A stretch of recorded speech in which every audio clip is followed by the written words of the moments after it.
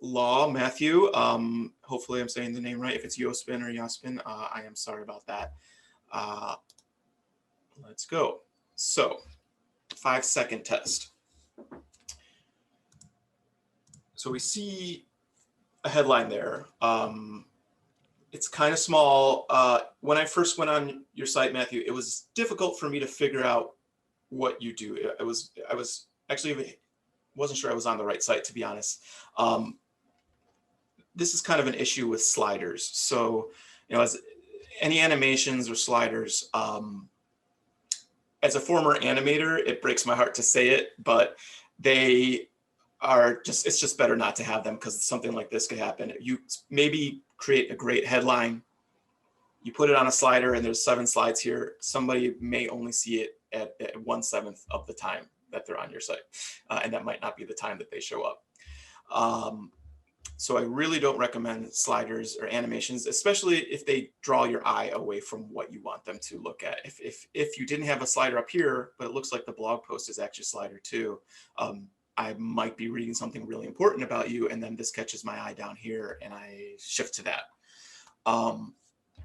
So I really recommend kind of a static text, large, in charge. This has the imagery. I won't get into that too much right now because we kind of did that a little bit.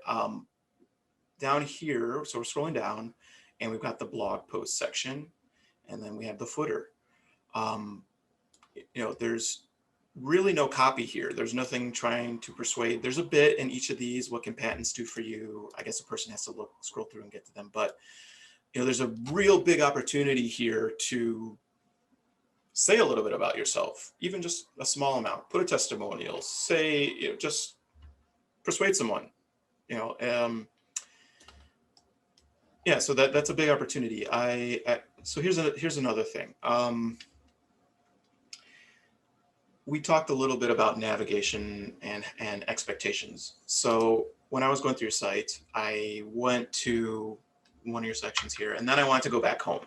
So traditionally you can press the home button and press the logo on someone, and it goes back home. When I pressed your logo, I got this, and I was clicking it, and I thought I was pressing something wrong. I thought I was pressing up here. So your logo link is a telephone link. It's not the homepage. That's probably going to cause some confusion for people because they on most 99% of the sites, the logo is taking you back home. And even after I knew that this was there, I still sometimes just press it just to go back. And it's just a habit. So when it comes to things that people already have an expectation, you don't want to reinvent the wheel. I know you deal with inventions a lot, but this isn't the area that you want to mess with that. You want to kind of stick to what people know.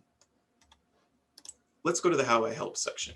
So we talked a bit about readability. And when I went through here, I had a tough time reading into all the different areas you go because the way this so I talked about narrow text too, but this is really narrow, really too extreme on the narrow side, and placed next to each other, it looks kind of like a spreadsheet, and it was difficult to really get in and read what you had here. So I would really recommend you could have these more vertical, you could have them in little boxes, something like that with different sections, and it's much more likely that someone will read through this. The second thing is you have the recent tweets here, but all the tweets are dated 4 years ago. So I would just drop this section because it's not really doing you any favors to keep them up there if it's not recent. And I used to have this on my site as well, and I didn't tweet for a long time, and I just got rid of it.